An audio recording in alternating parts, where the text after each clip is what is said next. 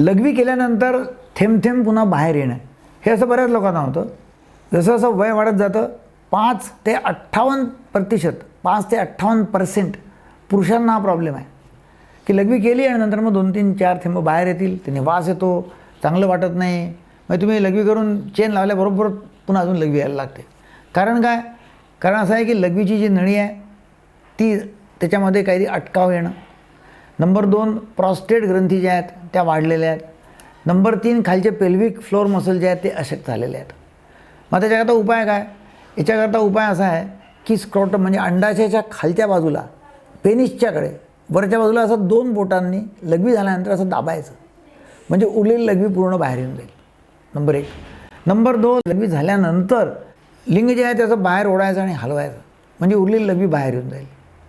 आणि असं करून नंबर 3 जे आहे ते आहे ते किगल एक्सरसाइज करायच्या. म्हणजे लघवीची जागा आणि संडाची जागा आतमध्ये ओढायची, ओढून ठेवायची, 10कडे मोजायचे, सोडायची, ओढायची, सोडायची, असं किगल एक्सरसाइज करायच्या 3 वेळा रोज. असं करा आणि जर काही फायदा होत नसेल तर डॉक्टरांना संपर्क करा.